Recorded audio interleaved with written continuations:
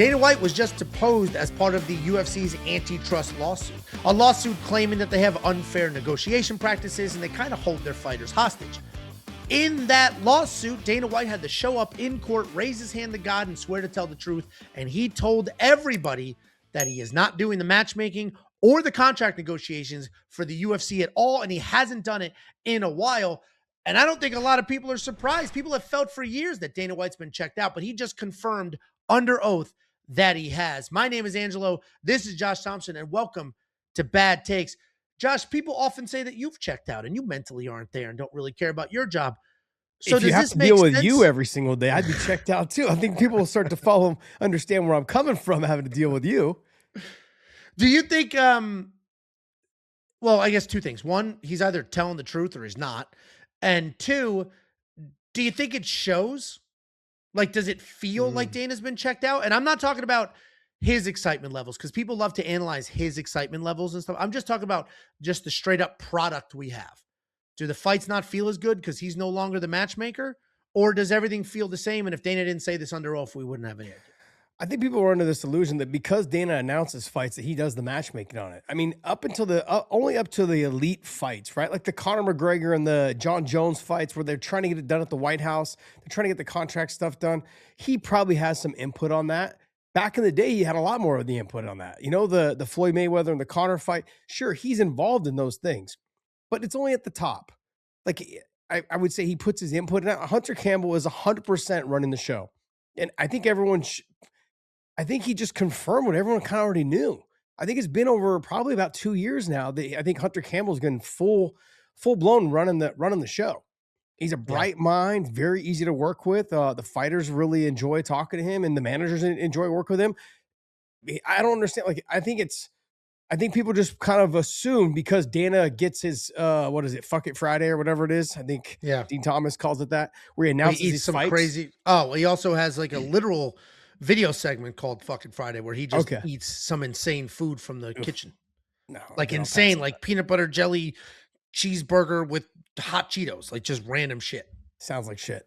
But people have this assumption that he is, because he announces the fight, that he had worked hard on that and putting it together. No, man. Like a lot of it just really comes from Hunter Campbell, Sean Shelby, Mick Maynard, and the guys that are working behind the scenes to get these fights put together. And it's been that way for a long period of time. You know, Sean Shelby had the lower weight classes. Joe Silva had the upper weight classes, and Joe and Dana worked together on the big names. And mainly it was Dana and somewhat for Lorenzo Fertitta if they couldn't get the money right for those big fights. I don't understand why this is like shocking to anyone. I don't feel like it's a big story at all. Bullshit. Get the hell. I think it's shocking to a lot of people because Dana has been the face of this sport since not day one, but since day 5. Right? When he came on board and the Fertittas invested money, Dana has been the face of all of it. Not just announcing it, but like the catalyst for getting it legalized and doing all the right things. But so I think it is surprising to a lot of people. I think a lot of people have. You're conflating the face. Oh, here we go. Conflating. Show me the word of the day calendar. You're conflating the face of the sport with the person who does all the legwork on the behind the scenes. Now, I've told stories about this. Dana White is actually, back in the day, would show up to whatever town they were in doing shows. He would go to the Blockbuster Videos. That's how old this is. And he would go and he'd put all the DVDs and all the videos of the UFC in front of all the other stuff, just so people would walk and they'd see it. In the local Blockbuster Videos and the local, DVD rental places back then. That's how involved he was. But and I also believe he was really involved back then. This day and age, literally, like even before they sold, it was kind of like he was kind of already kind of pushing. Joe ran all the matchmaking. I don't know. Are you confusing the fact that there's two things here? He didn't just say he doesn't do the matchmaking because there was always matchmakers. Dana White was never the matchmaker, right? There was Joe Silva. Absolutely. You're right. Then they added Sean Shelby. Then Joe Silva retired. They brought in Mick Maynard. So he was never the matchmaker, and I don't think him saying I don't match the fights is shocking to anybody. It's when he basically said, I have nothing to do with contract negotiations or matchmaking. I think it's that package deal, because he could sit there and say, I don't do the matchmaking, because that's true. And it's also a team effort. They could probably all deny doing matchmaking, right? And like effectively, oh no, I don't do it by myself. Like everybody's, but he said he has no involvement whatsoever. And he said that with the contracts too, where he always had a part in, especially the bigger contracts and the bigger names. And he's saying since the sale of the UFC, he's had nothing to do with any of it. So anybody watching that doesn't fully understand the UFC's timeline, it started as basically an advertisement for jiu-jitsu. That's basically what it was. Then it turned into a real sport. Then the government banned it because it was too violent. Then the Fertitta brothers stepped in, got it legalized, turned it into an entirely different sport. And then it got sold. And it got sold to WME, the company that owns WWE. I think they own Pro Bull Riding. If you ever watched Entourage, Ari Emanuel, in that show is based off of the WME like head. So what happened was when they sold and they became a big public company, Dana White said, that's when I stopped doing any of this shit. And that's where we all hear about Hunter Campbell. That's where Hunter Campbell came in. He originally came in as a lawyer to like negotiate the purchase and all that. And then he became the UFC's counsel. Then he moved into like chief business officer. And now he's basically doing everything. He's the executive vice president. He does everything for the UFC. He's just not the face. And I think that's what's surprising, that Dana gave up all of it. Dana is now only the face. He's an empty suit. Yeah, but that's they need him for other things. That's the thing, is I would rather have somebody who's I consider to be the best promoter in the game, along with him. I'm right there with Scott Coker as well. The two of them have done a great jobs over the years of promoting their brands and building up their brands into something, whether it be sold, whether it be bought, whatever it is. They've done a great job. Dana, though, in the promotion of the UFC, has now got into Zuffa boxing. They need him for so many other things that they are working on. It's not just and when you say they, you're not talking the UFC, you're talking WME, the broader company. Yes. Correct. Yes. And I think that's what I think a lot of people thought Dana was spread thin with slap boxing. I haven't even heard of that in a while. Slap fight. Between slap fight and Zuffa boxing, they thought he was spread thin. But I think a lot of people are genuinely surprised that he's like, I have nothing to do with it. None. Well, let me explain this to a lot of the people that are listening right now. They'll look at you. What exactly is he negotiating when it comes to contracts? That's what some of this whole class action lawsuit was about. No, you're not negotiating really anything. If you don't understand the pay structure and the contracts, all the fighters will tell you it pretty much only goes up by like $2,000 to $4,000. Like, they have their set contract negotiations. If you want to go beyond that, there's been conversations that I've had with, in the past about how if you want to go beyond that, cool, we'll give you a little extra, but then that kind of voids you out of getting the bonuses. That sounds like a negotiation, Josh. No, it's not. They'll give you the two. No. Saying there's no negotiation implies there really is none. That's what the whole class action lawsuit was about, Angelo, was that there was no negotiation. It was the managers doing jobs for the promoters and the matchmakers doing them favors. That's what the whole fucking thing was about, is that they're friends, and that's why the fighters are not making more money. It's because the managers are friends with the matchmakers and Dana and doing shit for them. That's what the whole fucking thing is about. That's what the release of the emails about. That's what all the emails being released are about. It's how they're buddy with managers, and fighters don't have a chance. They don't have a chance to make more money. It's not against the law to pay poorly or to have friends in places. Where it was really an issue for them, the class action lawsuit, was fighters getting iced. Oh, you don't like this matchup? You're going to sit for 2 years and not fight, and your contract will not allow you to make one penny otherwise. That is what started all of it. Not we don't pay you enough and your manager's friends with Dana so you get privilege. It was that we are holding you hostage. We can do whatever the hell we want. You can't do shit. You're screwed. My point is that, look, this whole thing comes down to is that the contracts Dana doesn't need to negotiate contracts because the contracts are already set. If you're kind of here, you've got 4 fights in the UFC, this is what your pay structure is. Sure. I would say 99%. Only the top 1% or less than 1%, there's even some type of negotiation. If you're the main event, you'll get a little love. And most of the guys are a rotating door of main events until you start putting together a sequence of losses. So it's less than, I think, probably 1% of those guys. You've got the John Joneses, the Connors, the Gaethjes, that's it. The rest of them are not main eventing, and when they do it, they've got to win. If they don't main event for a while again. The contracts, and even when you do a main event, it's already negotiated into your contract. You get an extra 50 grand or an extra 100 grand, extra 200,000 if you're the main event. So it's already put into your contract. But that's if That's the only part. That's not even really up for negotiation either. And so when it comes to like, hey, your main event is this, your pay is this, in where you're ranked at the time, and what you're fighting, kind of how your fighting style is. Do you put fans in the seats? They know all that. They get all the stats from the TV networks, and they know exactly where they're going to structure you. They don't want to negotiate outside of that. And so it does not surprise me there's no negotiation by Dana. Dana doesn't want to deal with all the guys on his roster, 700 of them, to negotiate, an extra $2 or $3 grand. Don't bother me with that shit. He hasn't wanted to be bothered with that shit since back in 2010, 2005, when Strikeforce was bought. Like, he didn't want to be dealt with that. He didn't want to deal with that then. So Joe Silva handled a lot of that stuff, but it was very cut and dry what these contracts were. I don't know how this is all going to work now with the Paramount deal and what they're doing, if they're still sticking to their format on how they pay. But it does not surprise me whatsoever that he is not involved in the matchmaking, and he is not involved at all, whatever, in the contract negotiations. Because let me just say this last thing, is that Lorenzo Fertitta never got involved with the contract negotiations when he was the owner of the UFC, unless it came down to, hey, we want to get this fight done, the Brock Lesnar type situation. We want to get him in here. We need to pay a little extra. I need to get your permission to spend this kind of money.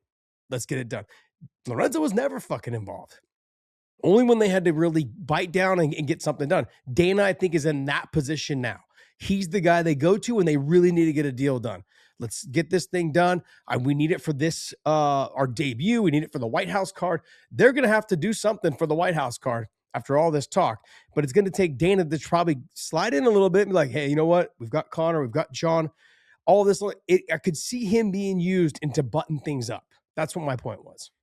Yeah, so I get your overall point, and I agree. Contracts are contracts. There's a pricing tier structure. I get all that. It's not like other sports where people negotiate everything. But Dana has been saying for years, as recently as this year, about how he is negotiating. We're working with John Jones. We're working with Tom Aspinall. We're trying to figure this out. That is literal negotiations. That's not just, hey, he has a piece of paper. A tier is a tier. It is what it is. They're actually negotiating right now with Conor McGregor. And I think the world's assumption was that Dana is part of these conversations, trying to make this all work. And obviously, yeah, that's not every fighter on the roster, but it's the big ones. It's the most important ones. It's the ones that'll move the needle. So I think it is surprising to a lot of people that somebody who has sat in front of a camera saying, I'm negotiating with John Jones, then says, hand to God, hand on a Bible, I'm not negotiating with John Jones because I'm negotiating with literally nobody. I do nothing now.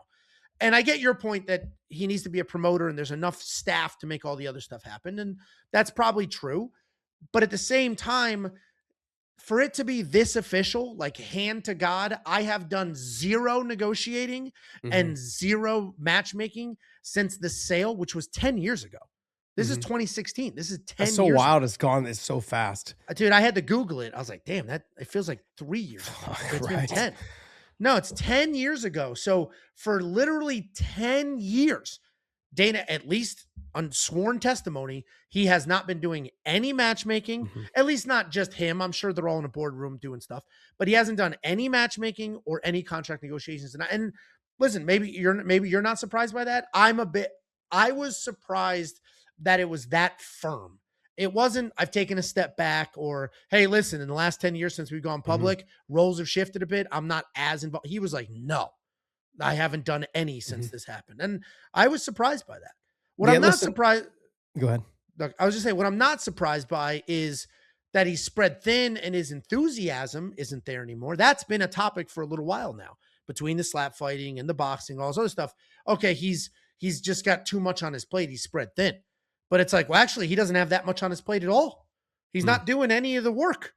It's announce fights, do the promotion. Well, if you're not negotiating and you're not doing matchmaking, what are you doing? Okay, let me just read this to you. Promoting and brand development. Growth and strategy, things like the UFC Noche at the Sphere, UFC White House, the UFC in Azerbaijan. He is also completely obsessed with the production and how the product looks, and spends a great deal of time with the production crew. I run the UFC fight business, and he runs the entire company. That explains, that wraps it up perfectly. That's by Hunter Campbell. That wraps it up perfectly. He does the strategy behind it all. He's obsessed with the production and how it all looks. He does not handle the day-to-day when it comes to fighters contracts, fighter divas. Doesn't handle any of that shit. He's like, look, if I got to step in, you're probably getting cut. That honestly, that's a lot of how Lorenzo was. If I've got to step in, I'm going to try to salvage it the best I can. And if I can't, then you're fucking out of here. Because I'm the one that signs the checks. So I guess the next question becomes, knowing full well that he's essentially, I don't want to say an empty suit because he's obviously doing other stuff, but essentially just a mouthpiece for us. Does that take away from, Dana at a post-fight press conference, Dana making announcements? Like, when you're going to sit there on the private jet or in your office and announce all the fights coming up, you had nothing to do. According to your sworn testimony, you had nothing to do with this. You didn't do. I want to hear the matchmakers now announce it. Like, does that take away from his ability to promote when he's like, hey, I kind of had nothing to do with those pieces? Absolutely not.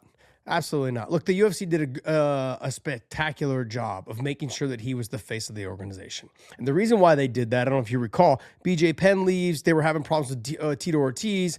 The only person, a couple of them, stayed very loyal to the UFC. Chuck Liddell, Matt Hughes, Griffin. Forrest Griffin. They stayed extremely loyal to the UFC throughout their careers, wins and losses, all of those things.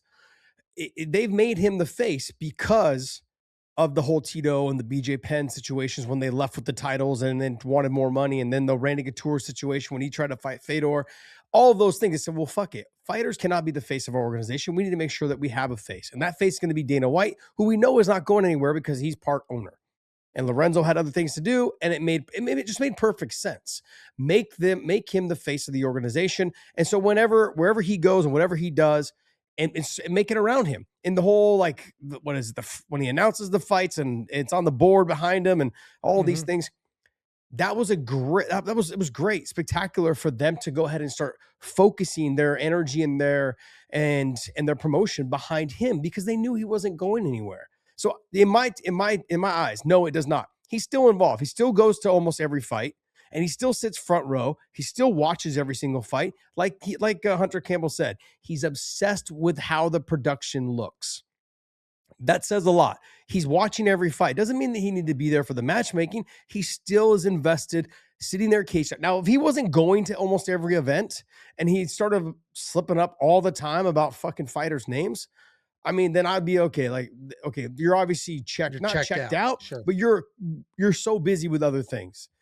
I'm not going to say checked out because he seems like a person that would try to do as many fucking things as he possibly can. Yeah, I doubt he'll ever actually be checked out. I think I don't think so. You just get spread thin. Yeah, I mean, and listen, I'm a day one UFC guy. I've been watching since the beginning, watched when it was illegal and you had to get it on VHS tapes at Sam Goody. Like, I've been watching this sport literally since day one. Remember Sam Goody? You had to go buy the VHS tapes there because it was illegal. It wasn't on TV anymore. So I've been day one, and Dana was like the savior, literally the savior of the sport, or at least the face of saving the sport. So I appreciate everything he's done. And I was sort of a defender as well of like, no, he's not checked out. Like, you guys are just looking for too much. But it does seem as though the promotion side, I think the matchmaking is totally fine. Like, people want to complain about like what matchmaking has been poor. I think the events we've been getting have been good. And at least there's logic behind the matches they've done. Even the BMF belt, that was invented in 2019. That was after Dana had nothing to do. So they invented an entire belt and have had some of the most spectacular matchups for that belt since then. UFC 326 is the next one. So I don't feel like the matchmaking has taken a nosedive. What's funny about this is I feel like the promotion has taken a nosedive, like the actual promoting of the fights. And the example everybody uses is when Conor McGregor fought Jose Aldo, and like that promo was unbelievable. When he ended up fighting Chaz Mendez, and they did Chad. Yeah, I don't know why Chaz. Who the hell's Chaz Mendez? Sonny Bono's, isn't it? Sonny Bono or Cher's son? That's Chaz Bono. It's Chaz Bono. I think that's Chaz Bono. Yeah. Son daughter. Anyway, you were thinking about Chaz, huh? I'm an ally. That fight, they had live performances for the walkouts. Sick. We have not had those iconic. UFC 300 was the biggest card in history. It was just a regular card. It was a well-done card but the promotion was regular. It was regular. We didn't even get a fancy, cool poster. Like, the posters are all the same. Like, all right, pick your color theme, fighter. Like, I think that side of it has been taking a hit. Like, give me sick promos. Give me like an unbelievable trailer. Get me excited for something crazy. And maybe we'll see with the White House. But I feel like, given that he's not doing the matchmaking, not doing the promoting, or sorry, not doing the contract negotiations, and he's the promoter, even he doesn't even seem excited when he's announcing half of these fights. So I think this plays into the narrative that he is checked out. And whether you think he's checked out or spread too thin is up for debate. But I think him swearing under oath, I don't do any of these things, is just like, yeah, it feels like you don't. This sport, it's going to shit, blah, blah, blah. So I think it's actually a perfect time to be like, I don't know, let's mix it up. Throw somebody else out there that's new, fresh, willing to spend the money on advertising budgets and stuff like that. I'm not going to say that. I'm not going to say that he's checked out. I'm not going to say that he's spread too thin, and I'm not going to say the sport's taking a hit. I'm just simply going to put, like, every sport goes in lulls. Like, you have great, exciting football games, basketball games. You have a star during that time. I mean, we were like the basketball, like, NBA was blessed when Jordan was around. Kobe kind of came in after LeBron, was doing well early, and then obviously now he's taking a hit a little bit. But there's football players too. Like, it goes in phases, man. Like, everyone loves a star, then they fall off and a new star comes on. It just goes in phases because they spend so much money marketing their sport that we just have a tendency sometimes to go, oh, well, it just doesn't seem as big right now. And I also want to put this put this out there as well. Towards the end of an ESPN deal or TV deal, you wonder maybe they're both a little bit to blame. Yeah, you're not going to spend a ton of money promoting. We didn't get the best cars. It didn't feel like we, although it did shape up at the end. The last 3 or 4 cars were fucking spectacular. Yeah, it was all good. Yeah, but that whole year leading up to it was kind of like, yeah, we're in contract negotiations here. We don't really like what we're doing. Almost like there was no effort being put into the fight cards. And I think a lot of people, and there was really no stars. A lot of people were hurt. We had Alex Bahia fight 4 times in like that was 2024. Yeah, you know what I mean? Well, yeah, but that was the lead up to, hey, next year is their last year on ESPN, so they're going to start contract negotiations. They're going to start looking into some other networks. This also too. Now that we're here, I feel like there's so much that they didn't want to step on ESPN that this first couple fights, they're just getting their feet wet. They're trying to get things going. And I'm not gonna throw shade at them until we're about 7 months in, 8 months in. We're like, okay, look, we've got all the kinks worked out. We made some changes. Now let's start putting together some great fight cards. Let's see exactly what happened. I thought the first 2 cards were good. This third card coming up should be a pretty good card. I thought the fights themselves were very good.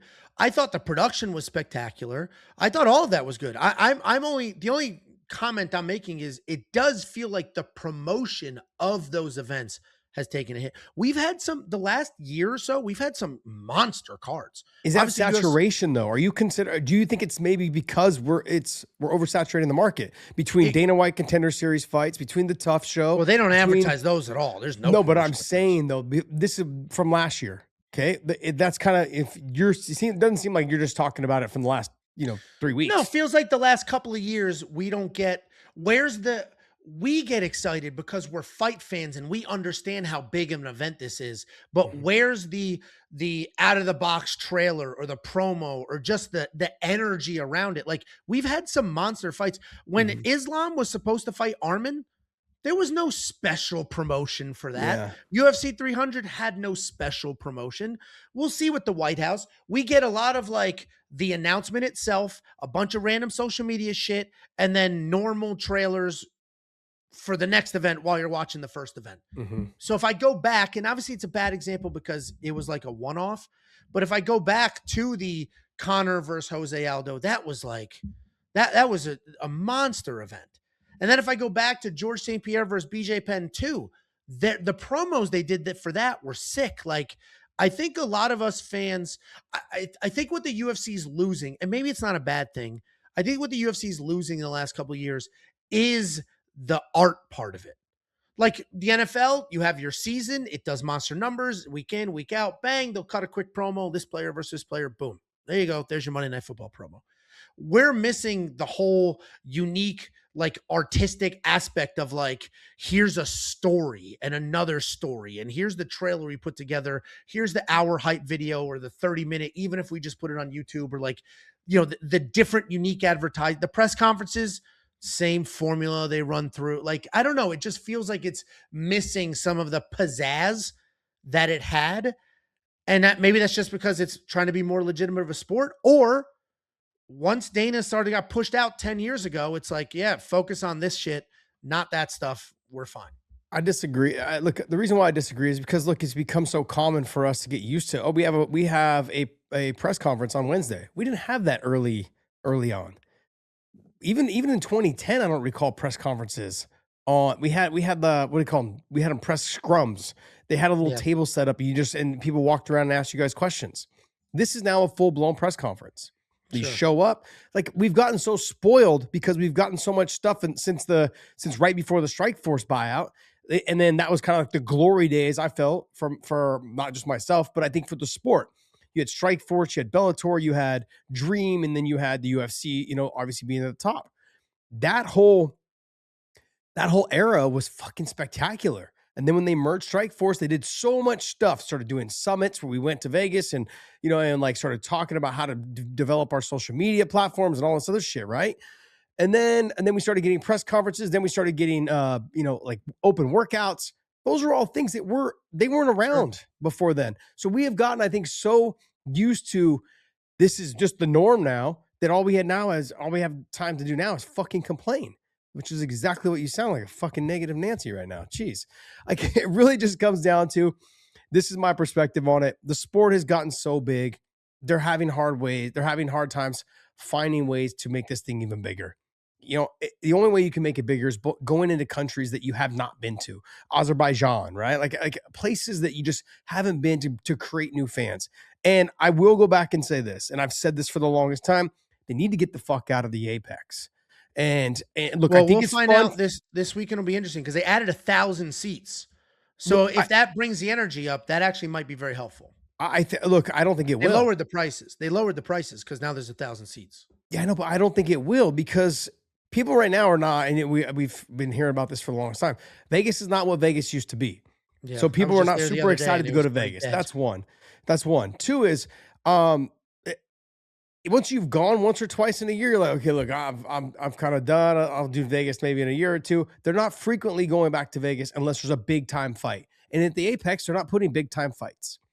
I also said this during COVID, or right towards the end of COVID, when they started doing too many shows at the Apex, what they did was they stopped reaching out to the small families or the families that just couldn't afford to travel anywhere. If you didn't go to Omaha, Nebraska, you didn't go to Spokane, Washington, you didn't go to Tacoma, Washington, like you didn't go to, like these little towns around the country, you're not really sure you have fans, but none of them really get to experience a UFC. And they're robbing their fans, their hardcore fans, of that opportunity for the ones that can't afford to travel, especially in this time right now in the way the economy is for the last 5 years, 4 years, and 5 years.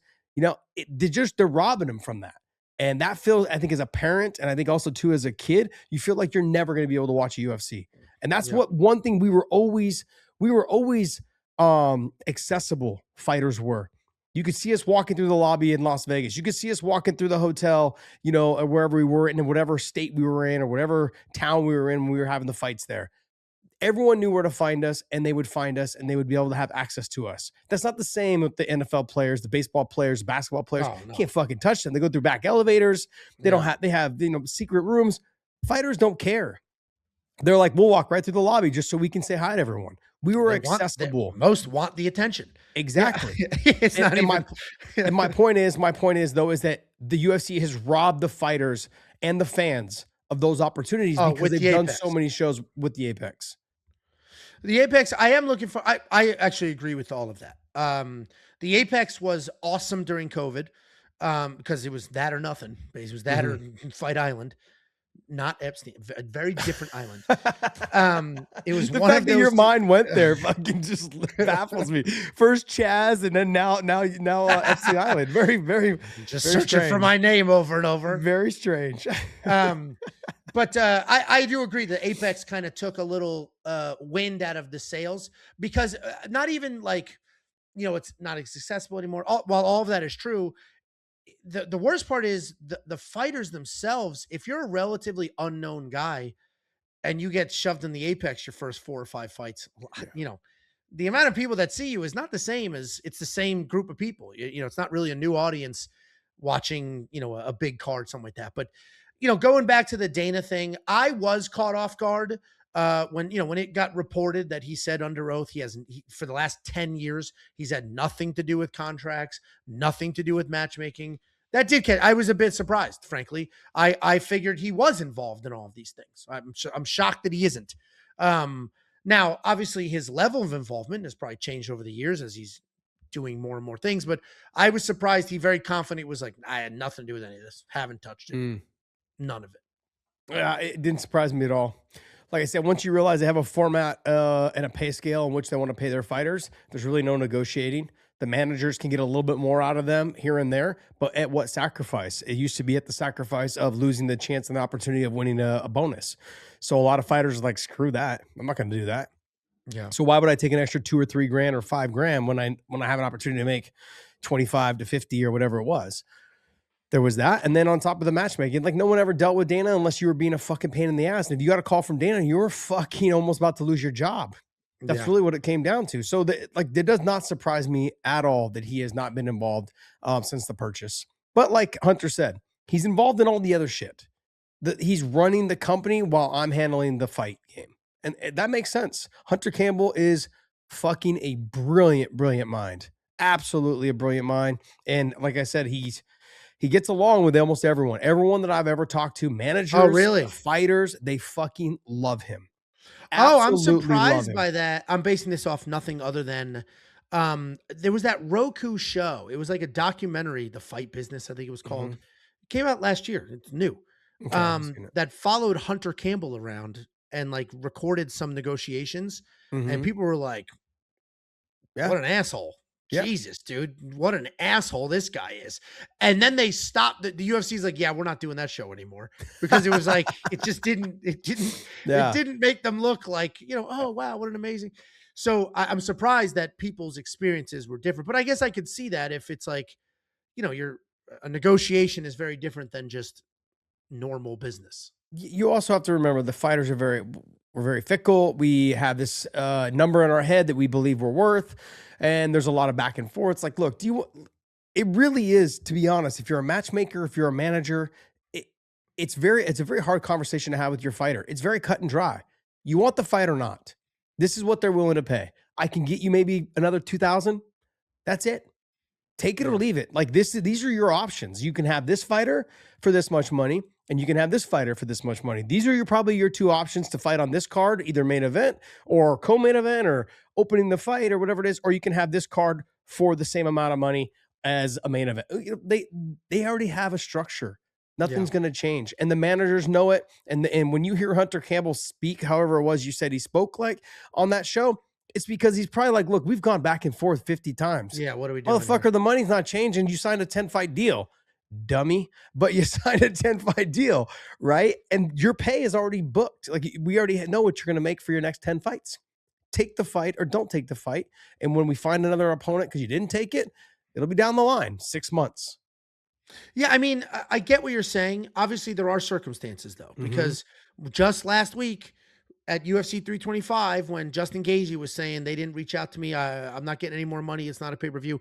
And then Al Iaquinta released all the text messages or the DMs between him and Justin. Al's like, I'm trying to get this much money. So he was actively negotiating. So not like, it's booked. Because you're right, 90% of the roster, the fights are booked, the money's booked, it's locked in. But when you're stepping up on short notice, when you're saving a main event, when you're saving a co-main event, all of a sudden, hey, the door's open. Let's have a discussion. So when I say I'm surprised Dana had nothing to do with negotiations, I'm not talking about signing, this new guy, or I'm talking about those fights, the big fights, the interim title fights, the title fights, the main events, the random circle. Like I guarantee at UFC Houston, Mexico, Asuama Bayev got hurt. He's out. Loner Kavanaugh stepped in. There was a negotiation. There had to have been. Now, obviously, Loner's not a tremendous name, so he might have just been drooling to just, I'll take it. I'll take whatever you'll give me. But I guarantee there were fighters that stepped up, raised their hand, that tried to negotiate. So Okay. that's where I'm surprised that Let me Dana's not rebut. involved in any of that. Let me just explain to you what I had Ali Quinta on Tuesday night on my live show, and him and I talked about this. He's like, "Look, when I fought Habib, I said, how much more money did you get?" Because he was always a stickler about negotiating. Like, no, I want more money. I want this. He was driving fucking Sean Shelby crazy. He'll tell you I was driving him nuts. Sean fucking hated me at the time when we were doing the Habib fight. Literally that night when whoever Habib was supposed to fight, I think it was Tony Ferguson, and he's out of the fight, and there's only a couple guys. There's only a couple guys that could do it. Paul Felder, Alec Quinta, and Anthony Pettis. And Michael Chiesa. Those four guys were on the same card, and they were ready to fight. But it was for the title. So you had to make championship weight, which he was the only guy that was close enough. It was 155.2. And you say, hey, and you know what his comment was my underwear was 0.2. Paul Felder was close enough, I guess, also very close, but he wasn't sure if they would still give it to Paul. So he said, look, I'll take whatever you can get extra for me. And he didn't want Paul Felder to get it. Anthony Pettis already priced himself out. And Chiesa, I think, was just too big or something along those lines. So then it ended up being like, he's like, no, I actually didn't get a whole lot more money. I got a little extra check, but it wasn't like I got championship money. He's like, because I didn't want Paul Felder to get the opportunity. I wanted the opportunity. That is the problem in the UFC. That's why there'll never be a union, because fighters are competing with each other. It's a very selfish sport. It's very selfish sport. So, you're gonna pay him $1 million? Fuck it, I'll do it for 500,000. Boom. So you're undercutting each other. But you know who did get paid? Renato Moicano, when he stepped up to fight Islam. Mm-hmm. When he stepped up to fight Islam, he said he got over $1 million. Yeah. And it was a similar situation. Only a couple of fighters. Times. Correct. Different times. Last year. But I guess, again, going back to the whole Dana saying, I have nothing to do with contract negotiation. So at no point, like, Dana wasn't involved in that at all. I had to assume that Dana was involved in that. Like, let's figure this out. Hey, get him, blah, blah, blah, blah, blah. But it's like, nope, I guess let me know who you pick and I'll announce it. That's what's surprising to me. I think, I really believe that's how it is. And it could be. That's what's surprising. Like I said earlier, if you get a call from Dana, it's probably not good. Yeah. Just like if Hunter has to tell Dana, hey, you need to call him, like, because I've already talked to him. But I don't even think that's even the case. I think Dana's just like, Hunter, handle it. If you want to get him, if you want to cut him, you want to fucking let him go, whatever. You want to sit him on the bench, whatever it is. You're the man. Go ahead and do it. I trust what you're doing, And if Dana has to get involved, it's not going to be good. Yeah, it was no different than when it was Lorenzo's situation. I said this, I think, on our show, or maybe I talked about it with Alec Quinta. Lorenzo Fertitta was the easiest guy to deal with because you knew exactly what you were going to get. You called, and I called him one time, and I was having some problems with Joe Silva. Dana and I, we didn't get on a call, so it was Lorenzo. And then Lorenzo's like, look, you're being unreasonable. He's like, I'll give you a little bit extra. He's like, but you're being unreasonable. And that was the end of the negotiations. He's like, it was easy to understand. Yeah. Like, there was no, like, he didn't yell. It's not a fucking game. Like, this is what it is. I get where you're coming from. I understand. I respect you. I like you as a fighter. This is what I'm willing to do. I get where you're at. I understand your logic. Cool. Give you a little extra. Good. Done. Deal was done. He would tell you if you were being unreasonable. The whole thing that happened with John Fitch, he had a conversation with Lorenzo, and it all worked out after that. You got past the hotheads that were handling it at ground level. And then you got to Lorenzo, who was like who was the boss in the video game. And you got to the big boss. And all of a sudden he's like, hey, just handled it a little bit differently and spoke nice and calmly.